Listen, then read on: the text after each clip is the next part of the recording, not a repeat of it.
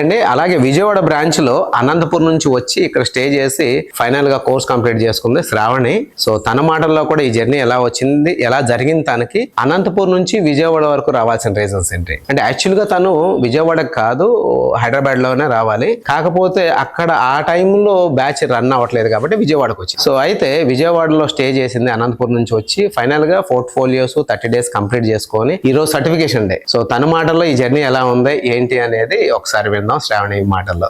So hi అమ్మ. So Ramesh makeup అకాడమీనే select చేసుకోవాల్సి వచ్చింది.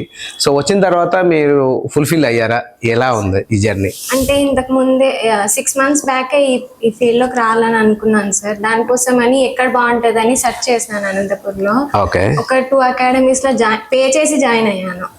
1 month వాళ్ళ దగ్గర నేర్చుకున్నాను కానీ అయినా ఏం నాలెడ్జ్ అయితే రాలేదు సార్. నాకు ప్రోడక్ట్ నాలెడ్జే లేదు ఫస్ట్ బేసిక్ అక్కడ. ఇంకా అందుకని దగ్గర నేర్చుకొని అమౌంట్ వేస్ట్ అవుతుంది చిన్న అకాడమీస్ లో. ఎందుకని పెద్ద అకాడమీస్ లో నేర్చుకుంటే మంచిగా నాలెడ్జ్ గెయిన్ చేసుకోవచ్చు, స్ట్రాంగ్ అవ్వచ్చు అని చెప్పేసి ఇక్కడికి రావడం జరిగింది సార్. ఓకే. ఇక్కడ ఎలా అంటే ప్రతిదీ హ్యాండ్స్ ఆన్ ప్రాక్టీస్. ఏది రాదు సార్ నాకైతే. హెయిర్ స్టైల్స్ అయితే అస్సలు రావు.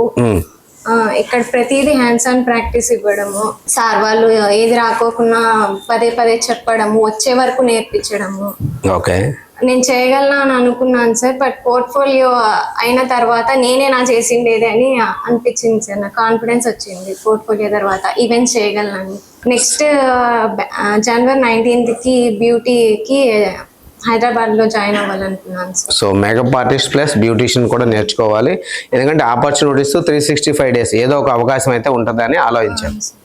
ఓకేనమ్మా, all the best. Thank you sir. Better నువ్వు ఎందుకంటే ఒక 2 academies తిరిగి దెబ్బతిన్నా కూడా ఆగిపోకుండా నేను నెక్స్ట్ స్టెప్ వేసేది స్ట్రాంగ్గా ఉండాలి అని ఒక ప్లేస్ని సెలెక్ట్ చేసుకున్నావు కదా.